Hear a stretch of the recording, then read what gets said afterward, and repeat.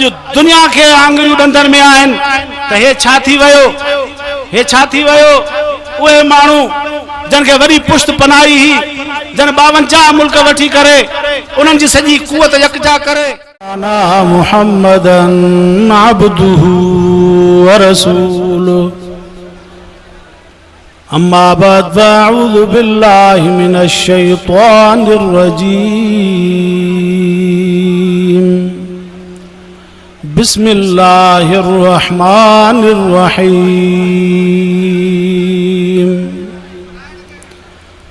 वमन युशाक़िक़िर रसूल मिन बअद मा तबय्यन लहुल हुदा वयत्तबि गैर सबीलिल मुमिनीन नुवल्लिहि मा तवल्ला वनुस्लिहि जहन्नम वसाअत मसीरा।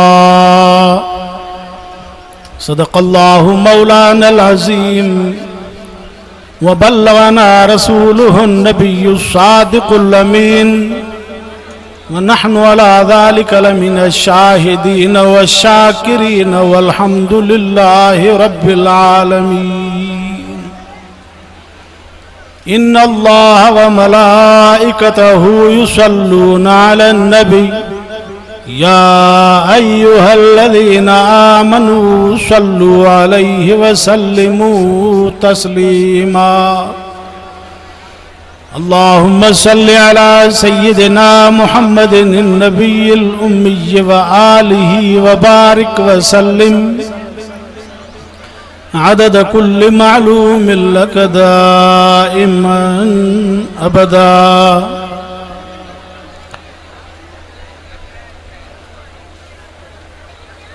मुझा दोस्तों अजीजो, अज जो प्रोग्राम ॾह मुहर्रमुल हराम के हवाले से शुहदाए इस्लाम जो उन्वान से थी रहो है, जैमें तव्हां सां शरीक थिया आहियूं। अल्लाह रब्बुल आलमीन का दुआ है त अल्लाह ताला तव्हां असांजी हिन हाज़िरी के, हिन अचण के, हिन वेहण के मंजूर ऐं मक़बूल फरमाए। अज जो दिहाड़ो 15वीं सदी के मुसलमानन का या घुर करे थो त पंहिंजे असलाफ के ॾिसो, अंबिया जे तारीख़ के पढ़ो, सहाबा किराम जे तारीख़ के पढ़ो, आल बैत रसूल जे तारीख़ के पढ़ो, पंहिंजे सलफ सालिहीन जे तारीख़ के पढ़ो ऐं पोइ उन्हनि वांगुरु तव्हां भी दीन जे मथां ईअं कुर्बान थियण जो सबक सिखो। अज जो दिहाड़ो असां खां इहा घुर करे थो।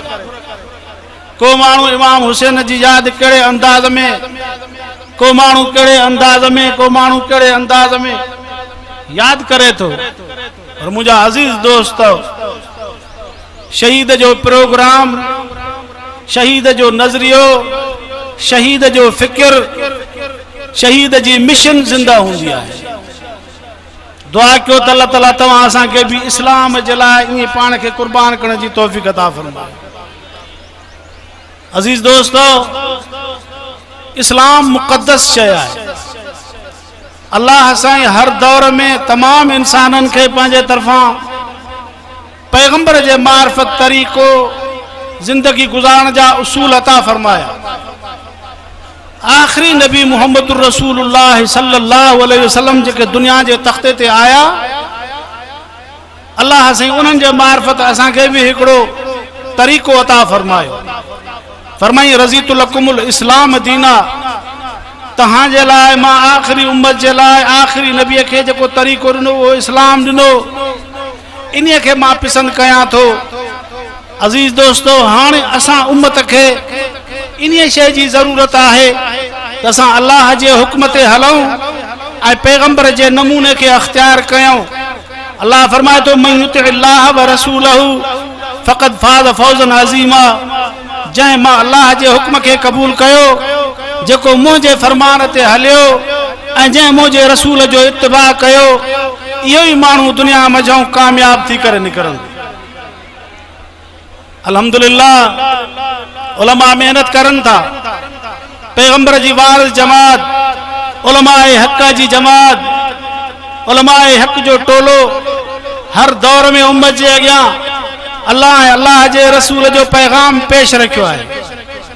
पोइ उम्मत जा उहे अफराद अल्लाह वटि सुरखरू थींदा जन उलमा जी क़यादत खे तस्लीम कयो।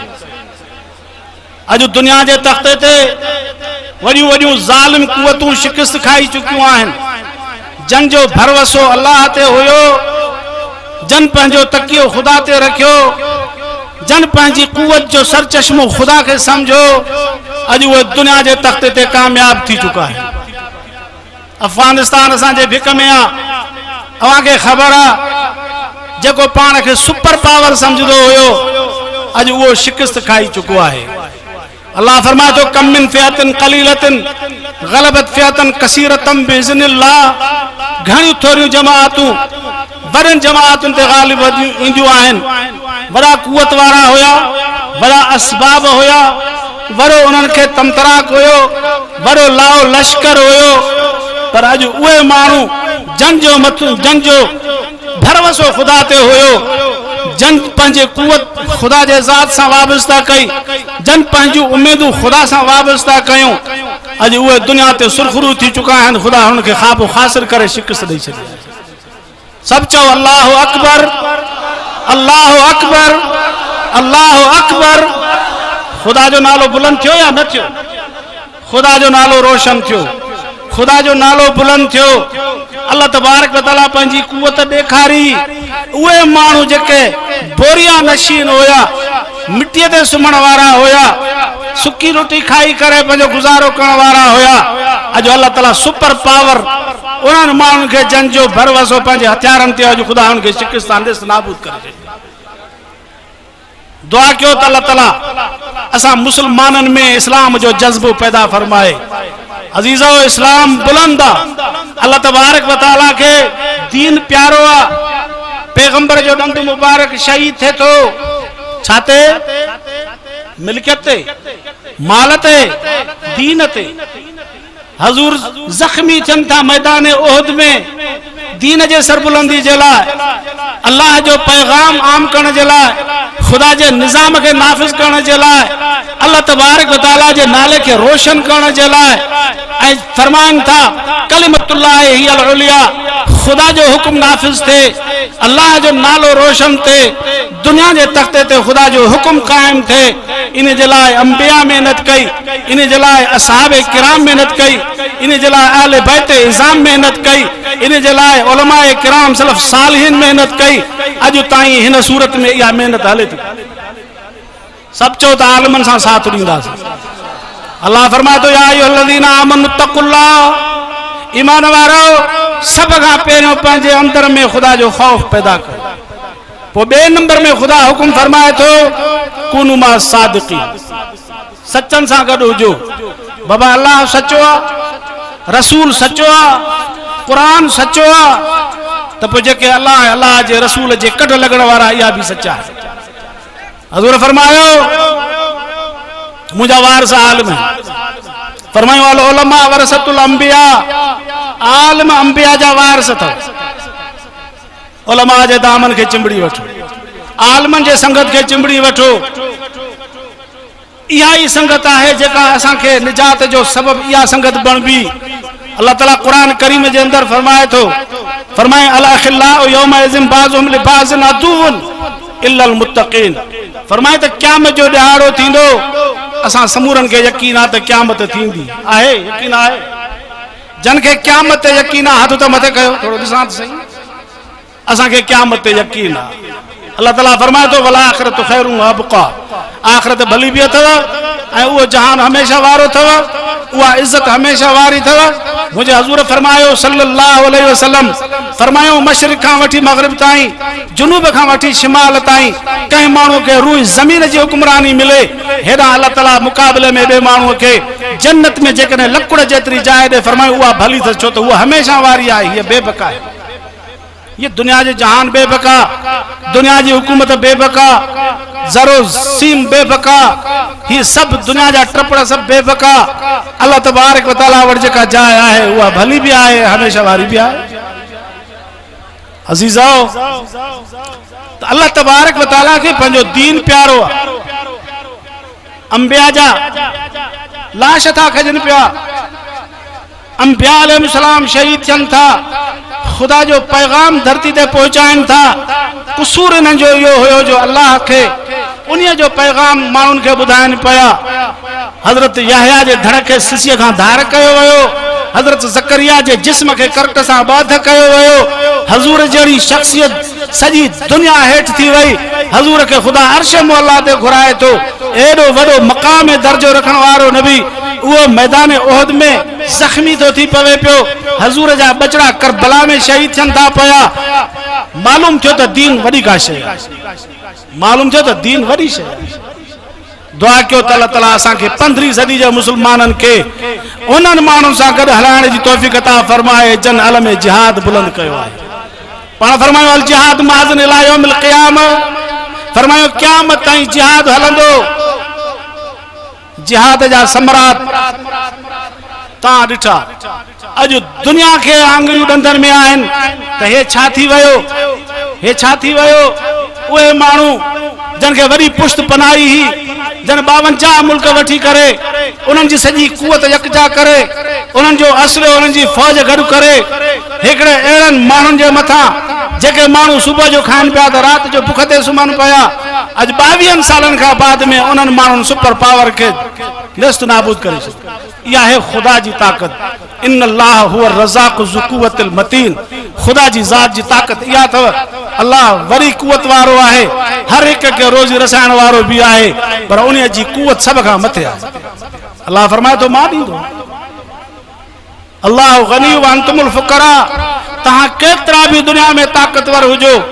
तहां केतरा भी माल सा अजल हुजो तहां के केतरी भी मिल्कियत दुनिया में हुजे पर तहां हर वक्त हर आन में खुदा जे दर्जा मोहताज अल्लाह फक में फरमाए तहां मोहताज मां जी जात बेपरवाह है उन्हीं रब साईं जे हथ में आहे जिल्लत उन्हीं जे हथ में आहे इज्जत उन्हीं जे हथ में आहे कंहिंखे बादशाही दे उन्हीं जे हथ में आहे कंहिंखे बादशाही खसे वतु इज़्ज़ु मन तशा वतु ज़िल्लु मन तशा अॼु दुनिया ॾिसे थी पई जेके माण्हू कल तमतराक सां घुमनि पिया जेके वॾे वाक़े चवनि पिया त हिकिड़े ॿिनि ॾींहंनि में 24 कलाकनि में हीअं था कयूं पिया अॼु 22 सालनि खां बाद में शिकस्त खुर्दा थी करे पंहिंजे ॿिरनि में हलिया विया खुदा जी ताकत इहा अथव अल्लाह जी ताकत इहा आहे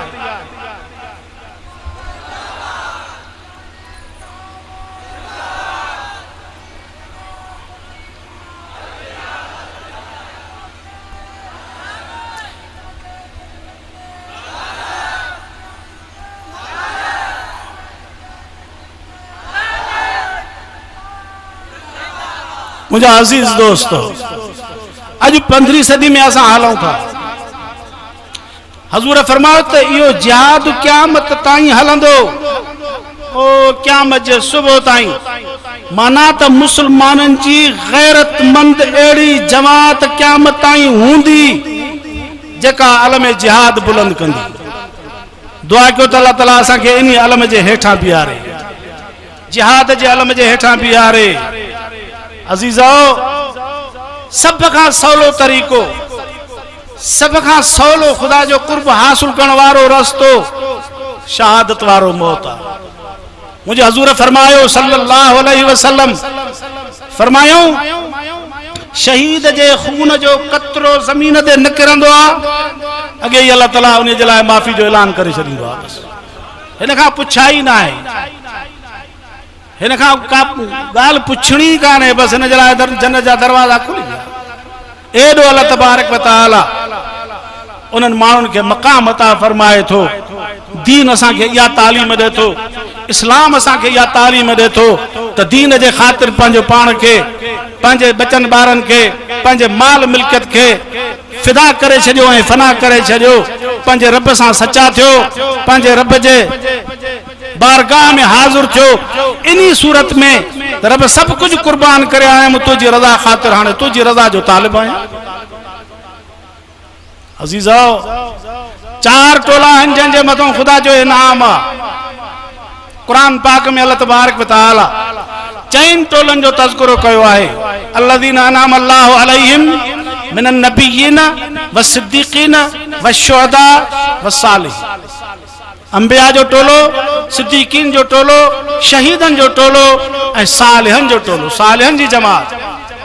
अल्लाह ताला फरमाए तो हसन उलाइक रफीका, इन्हनि जी संगत भली थव, इन्हनि सां वेझा थियो, इन्हनि जे प्रोग्राम जी कड़ लगो, इन्हनि जो पैगाम खणी करे निकरो, इन्हनि सां कुलो कुलो में मिलायो, इन्हनि सां मोहब्बत जो इज़हार कयो, इन्हनि जा दस्त बाज़ू बणजो। हज़ूर फरमायो मन कसर सिवाद क़ौमिन फहुव मिनहुम, जेको दुनिया में जंहिं जमात सां थी बीठो वो उन्हनि जो आहे। दुआ कयो त अल्लाह ताला असांखे आलिमनि सां उथारे, आलिमनि सां साथ। कहिड़ा कहिड़ा आलिमनि सां साथ निभाईंदा? जमियत उलमा इस्लाम 29 अगस्त ते ऐलान कयो आहे, कराची में वॾो जलसो थिए थो। मौलाना फजल रहमान साहब सभिनी खे कॉल कई आहे, सभु अचो, बातुल कुवतुनि खे पंहिंजो कुवत ॾेखारींदासूं। दुनिया जी मीडिया उते हूंदी, उनखे ॾेखारींदासूं त ही अरबी जा ग़ुलाम, अरबी जा ग़ुलाम उन्हीअ जमात सां गॾु आहिनि जेके अंबिया जे दीन जा वारिस। कहिड़ा कहिड़ा हलंदा, कहिड़ा कहिड़ा हलंदा? इंशाअल्लाह सभु हलंदासूं इंशाअल्लाह। कुफ्र हाणे पंहिंजो पाण ॾके थो, कुफ्र जूं जंघां ॾकनि थियूं। हाणे कुफ्रीअ ताक़तूं टिवाटे ते बीठियूं आहिनि, जंहिं भोतार जी कड़ लॻासीं। तव्हां ॾिठो जहाज़, ॾिठो जेको एयरपोर्ट तो हलियो, जहाज़ में चिंबड़िया 300 माण्हुनि जी गुंजाइश, 800 माण्हू वेठा। वारो असांखे खणी हलो, असां तव्हांजा परवाना हुयासीं, असां तव्हांजी मुखबिरी कंदा हुआसीं, असां तव्हांजा गुण गुण पे ॻायासीं, असां तव्हां सां गॾु शाना बशाना।